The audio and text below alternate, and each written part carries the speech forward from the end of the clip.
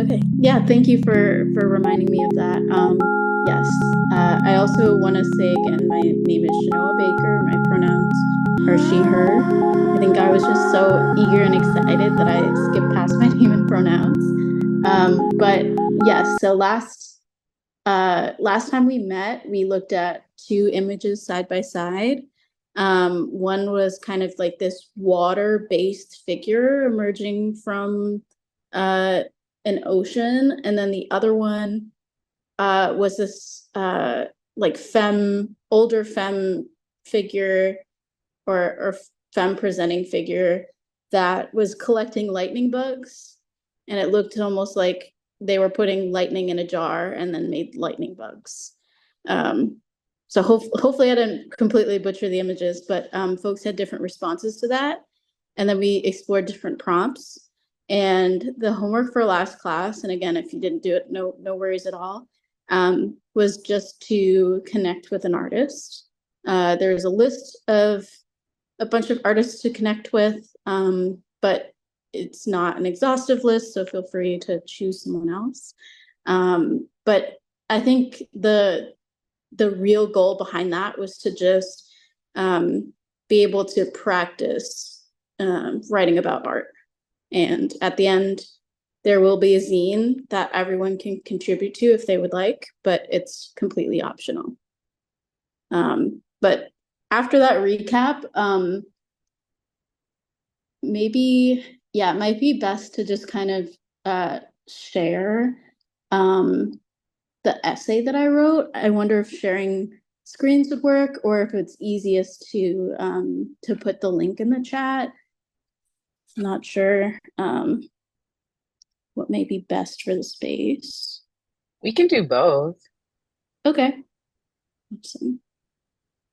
Let me just let me just share my screen.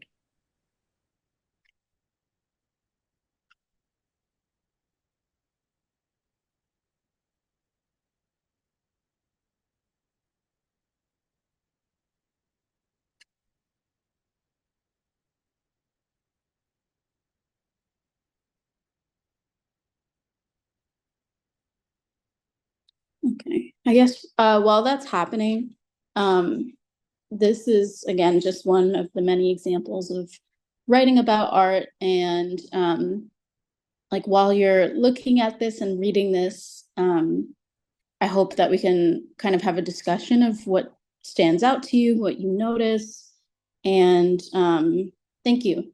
Yeah, and maybe a little bit about the form and style, since writing about artists can take a bunch of different styles. So actually, if you could just scroll down to the start, that starts with "I have a body." Um, yeah, and we can read for the next 6 minutes. See if that works for everyone.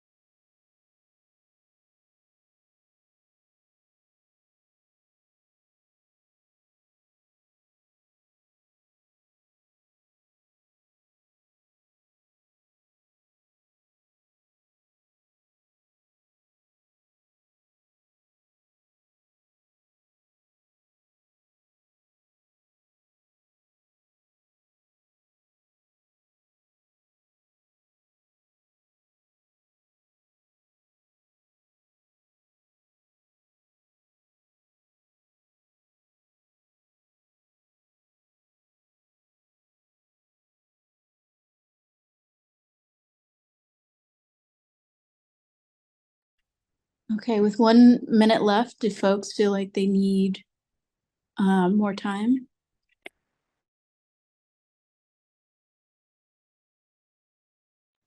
I'm not quite finished. Okay, no worries, take your time.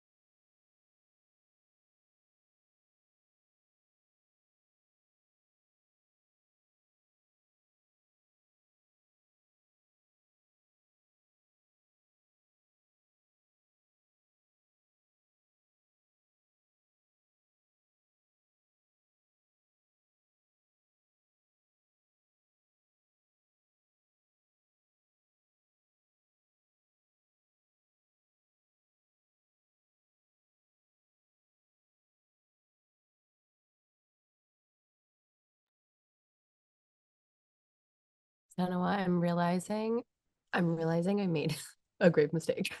I think that what I misinterpreted, or I interviewed an artist, but I didn't interview a visual artist because I Oh, didn't want okay, no worries. to. I'm Yeah, just that's thinking that now. totally fine. This makes more sense. Any and all artists are welcome. Would it make sense though for the purpose of the scene to do a visual artist? I see where you were going with this. I see it now. Yeah, are they like a sound artist or anything that we can maybe see visually I or think it's experience? all I think it's all poetry. So I feel like it would be good to do a visual, which is fine. I'm happy to like pick another person too. Maybe like find something creative to do with this interview just so that they don't feel Yeah, no, totally no worries. Yeah, you could probably even like pull them both in together somehow. Oh, thank you for Um, the idea. It's a good idea.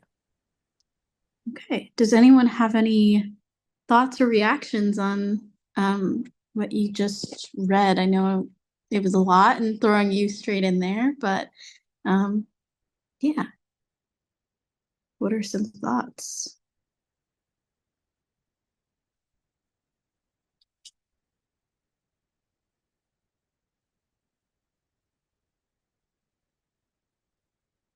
Well, I also pulled out the whiteboard just in case um, folks want to add to it or would like me to also write some of their comments. I'm happy to do so.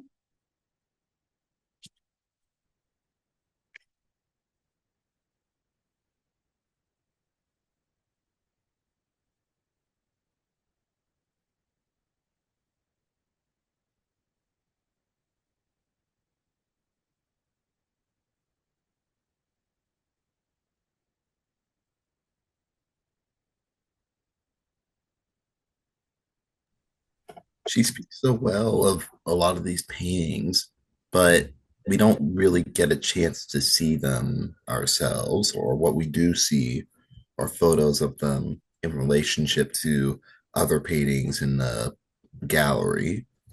And that's a choice.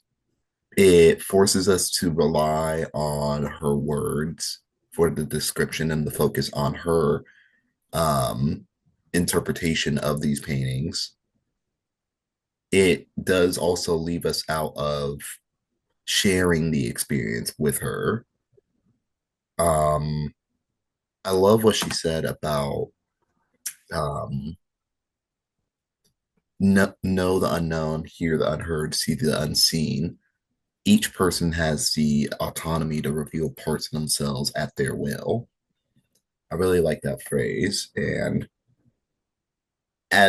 by the description of the art piece, it's a really like interesting takeaway.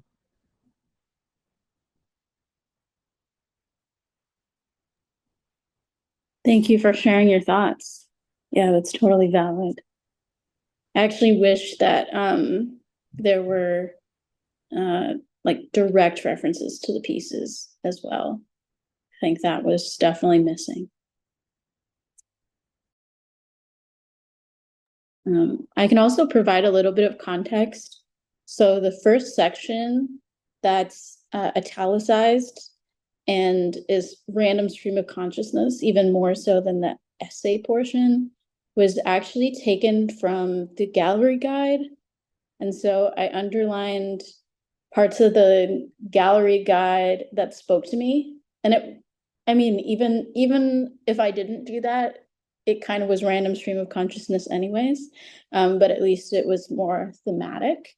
But I basically underlined the quotes that spoke to me and then stitched them back together. Very similar to how the essay portion is kind of giving you a feel a little bit of the exhibition and what was my memory of it or truth of the exhibition, but really restitching it to show my lens of the exhibition. So hopefully that context helps too. And I also see that Coco wrote the anchoring of observation and expertise of the self. Love that. I really loved this. I think I have I'm really fortunate to be around a lot of visual artists, but I think I have a very small handful of people who do like critique or review. And I think so often, like the way that I've read art, like reviews of art, is that it's very like it's over here and I'm gazing at it. And there's this, I think I've always been actually kind of uncomfortable with art critique for that reason, because there's this like valuation that's happening and this like putting under a microscope of someone else's heart essentially and expression of self, which I get, like I totally get the value of that, you know. But I think what I really loved about your, and I'm like really not trying to even gas you up right now, but I really liked how it was rooted in this autobiographical frame, because I tend to feel like, even for myself as a writer, I'm like, the only thing I feel like an expert in is myself. Like, I don't feel like an expert in anything else besides my own feelings, my own heart, my own lived experience. And so this was really, I like really, really fucked with this because it just kept coming back to like the eye of the beholder and like the context of what you see and why you see it. And that felt really gripping to me. Like I was wanting to get to know the writer just as much as I was wanting to get to know the artist, right? And so, and I felt an invitation to do that. So I really liked that part of it. Thank you. Any other thoughts or reactions? I mean, they could be positive, negative, neutral, anything. Yeah, I think something that echoes both what Coco and David said is that you can feel like this piece was really a reflection of your relationship to the pieces, and it was like anti-voyeuristic, you know? Like it was looking very internally, but then also in the references that you pulled in when you were kind of talking about other thinkers that shaped your thought, that also gave us a little bit more insight to who you were. Like the choice of pulling raisins in the potato salad, like stood out to me, ending with bell hooks. I was like, oh, okay, we're also getting a portrait of you at the same time. Thank you for sharing that. Yeah, I do love the idea of like writing being a portrait of not only the experience, but of the writer who is an artist also in their own right. Yeah, any other thoughts?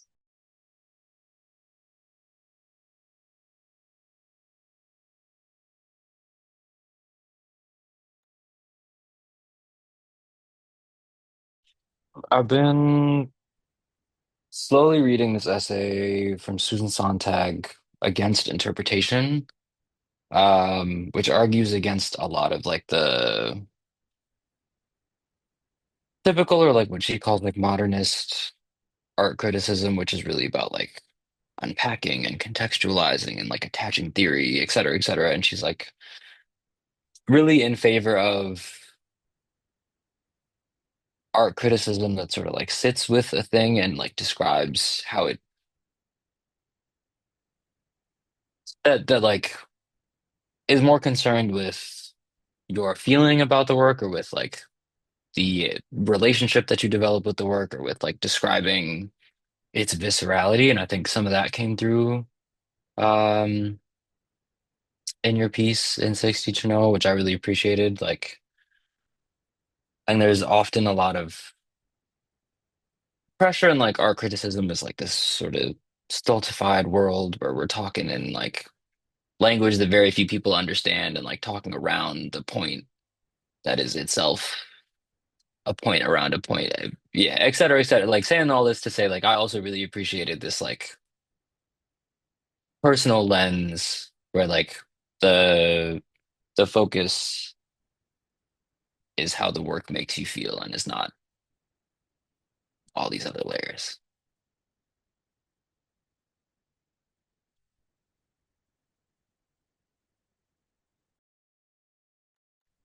Yeah. Yeah. I would love to actually see that reference eventually at one point, because I think that's super interesting point about how like it can distance you from the art by having someone else talk about it, which seems to be counterintuitive. Yeah, any other thoughts? That actually reminded me of the fact that I felt, yeah, more compelled to want to see the art pieces up close by kind of just getting this emotional glimpse of them. Like sometimes in reading art criticism, I don't feel more curious about the piece. I feel like, it's all been told for me. So this was kind of the opposite of that.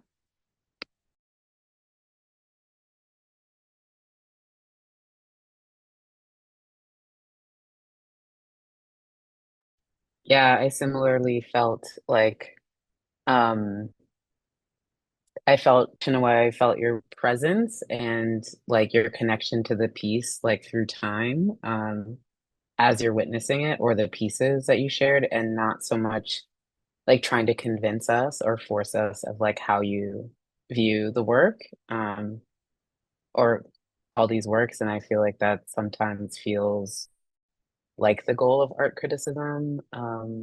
So this was a really, I don't know, that still like some of the pieces are still like simmering and marinating, and also the versions of you that led into you witnessing this work are also kind of staying with me.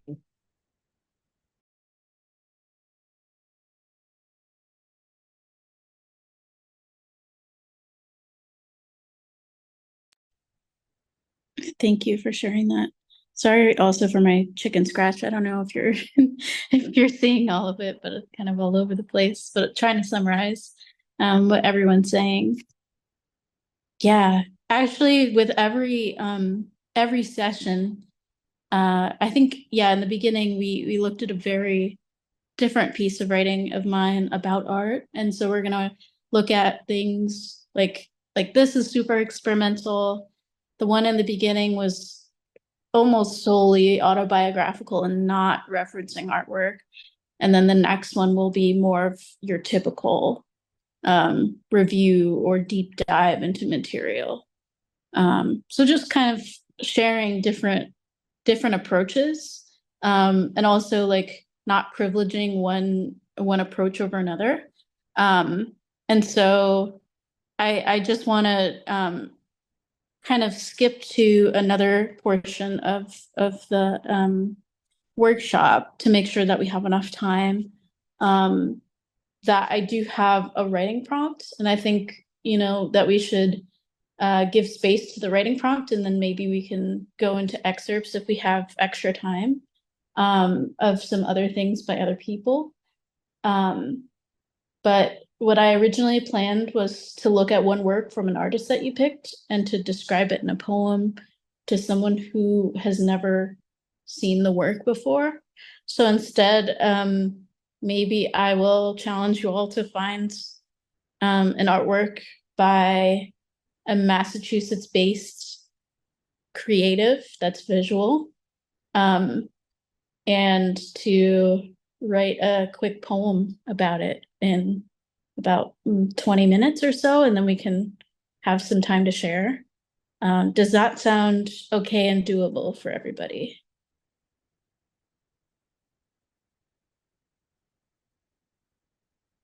Okay, now I can see everyone. Is that okay? Okay, awesome. So we will jump into that and see if we have enough time for excerpts, but I would love to kind of let that, what we just read, germinate while we look at some other things and write a little bit about it.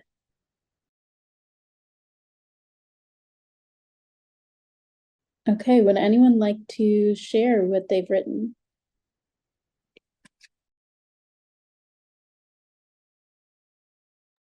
Sure.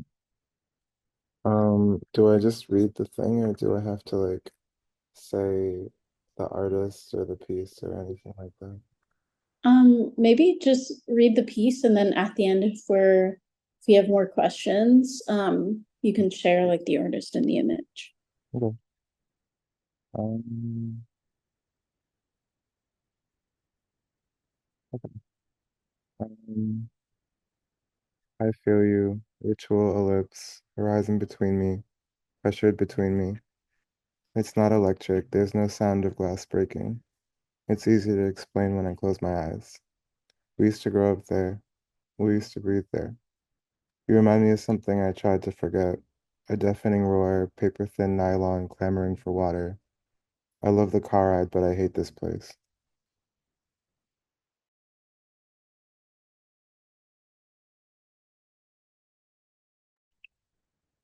Thank you. Anyone else want to jump in?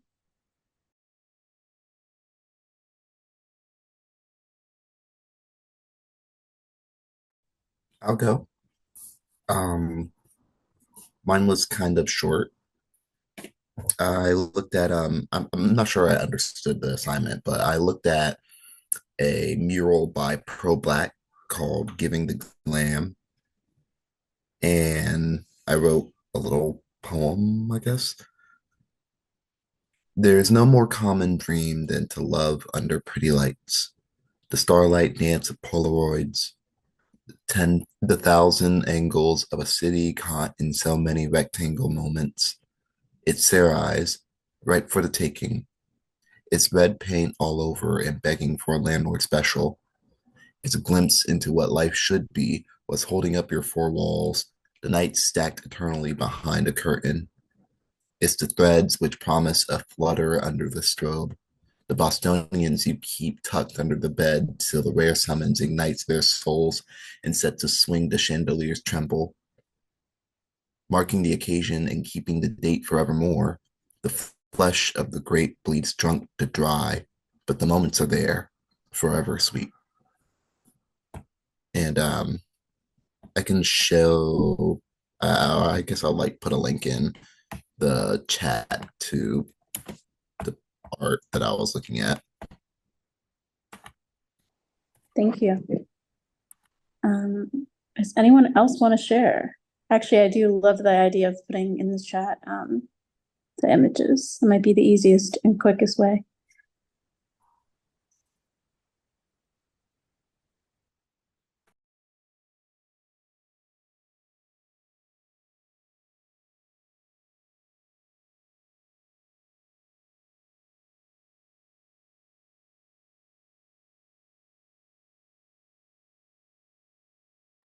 I can share. I'm gonna drop this artwork in the chat first. That was really beautiful too.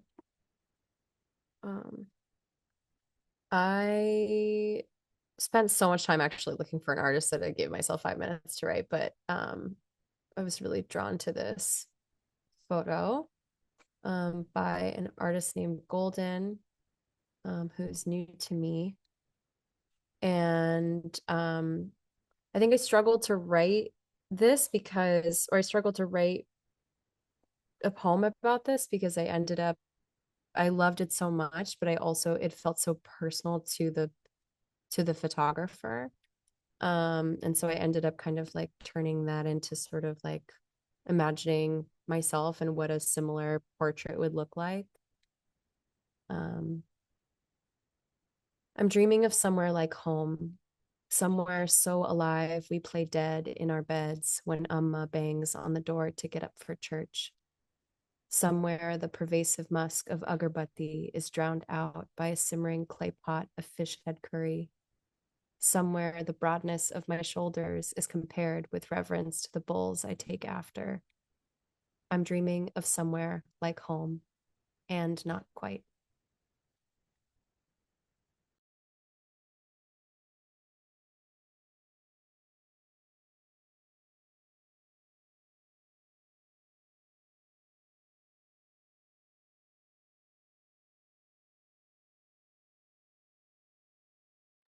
Thank you. Does anyone else want to share?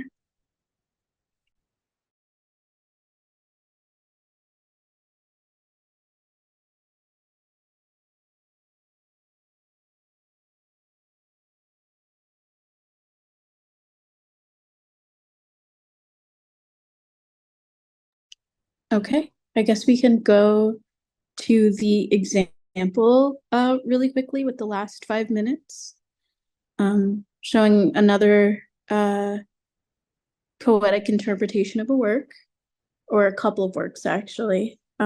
This is by the poet Jessica Lange, and just as a trigger warning, there's some description of lynching imagery and violent allusions to the body.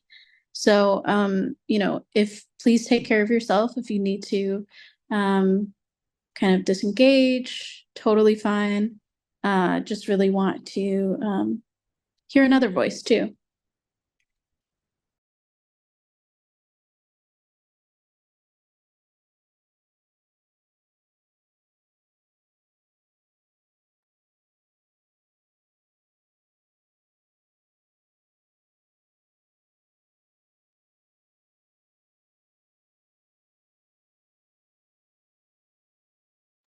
I'm not sure if we're supposed to be hearing the audio, but I know I can't. Oh no, you can't hear it?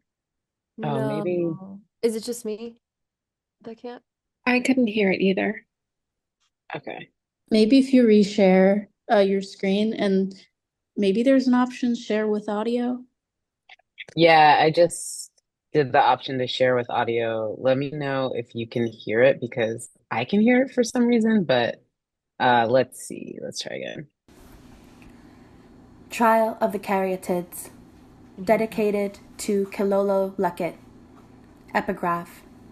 Discomfort is always a necessary part of enlightenment. Pearl Klieg. Exhibit A. Rodin's Fallen Caryatid. Her body, slick like, is, stone, a twisted permanence. She could be unfurling upward, a whipping ribbon, ready to cast this square rock off of the blade of her shoulder. But truth, she is winding down, piling into herself, her face diving towards the dirt. As a viewer, I will not give you hope and say that perhaps she has a beautiful mind, a skull about to shatter with thick-lipped predatory flowers ready to defend her body. This is not what Rodin intended for his fallen caryatids. He intended to instruct the viewer in the body, refusing. Suffering does not ennoble humans. It does not make us better. It does not make us less animal. It makes us versed in a biology that says, yes, we may be the only creatures on earth that kill one another for fantasy alone. Exhibit B. Caryatids of Erecthium. What do the wind-worn faces think of the salt-capped sea they overlook? The caryatids have been holding up the ceiling of the porch of the Erecthium with their thin wrists, have been standing contrapposto for 2,500 years and a day.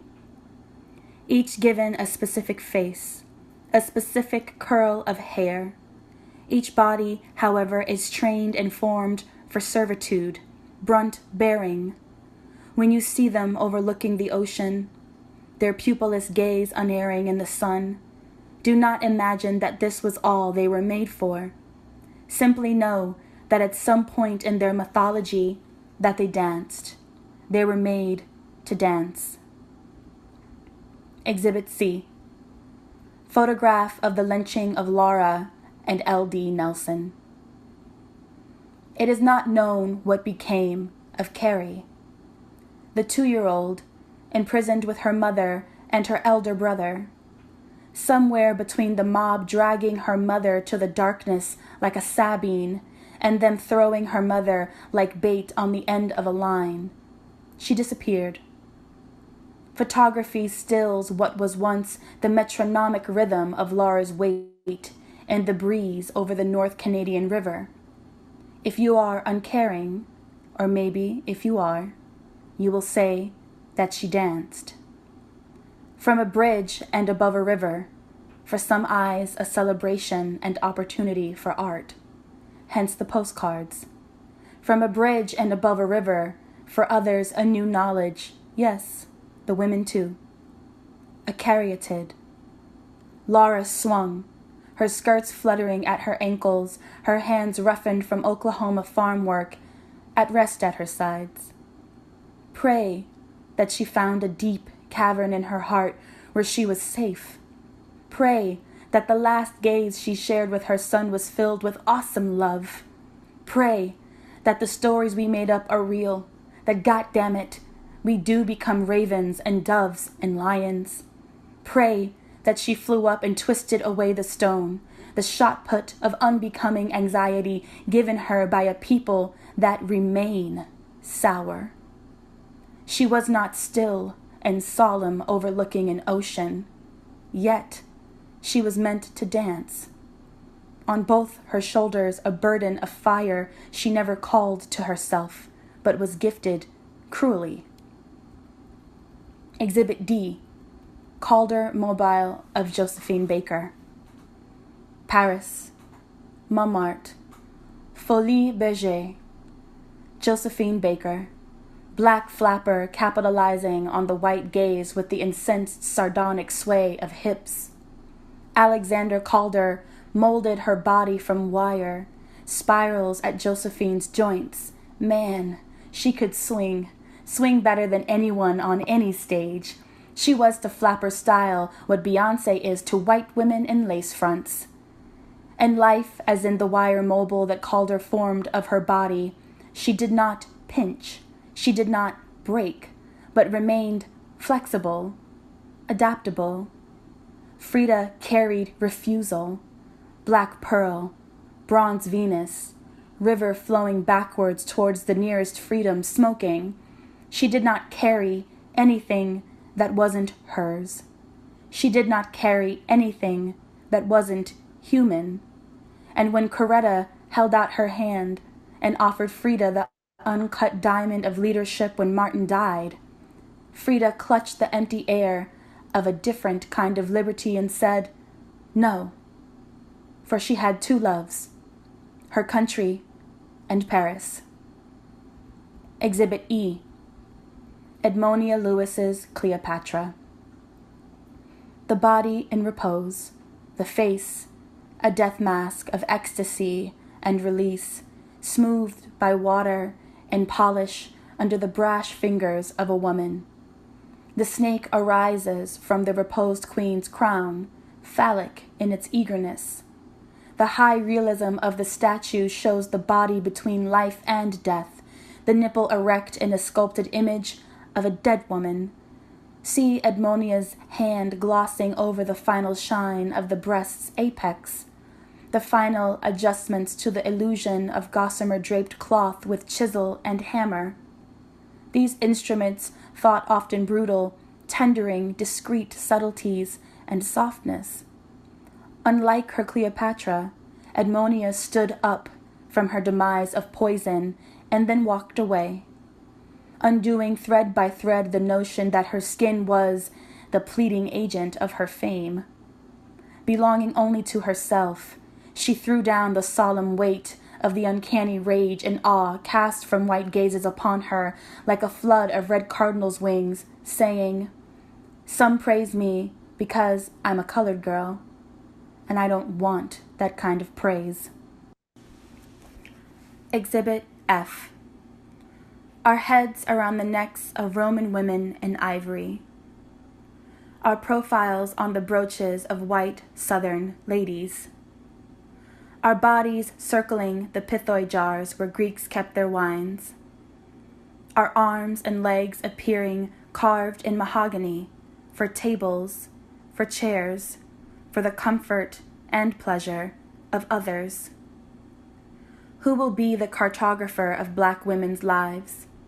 Unpinnable, irreducible, quickly falling from the untracked mountain to the generous womb of a lake in the valley, to the tall cities reflecting from traveled rivers.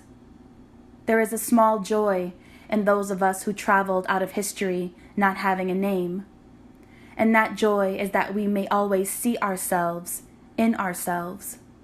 Share the one name that means taking the coarse threads of fear and spinning them into silver for our hair. that small joy of sharing a name that means we have crossed all oceans with less, but have done it gracefully. We have passed over all mountains. We know the wolf better than the wolf knows itself. We have overlooked barren dust and decided to dig the rivers ourselves, and we did it as indelibly as a glacier once did. We may also share the name of not having to do any of those things anymore, that we may repose, run, and fling ourselves into the comfortable lap of mannishness. What is that word? What is that name we share? Tell me all the names that we may call ourselves.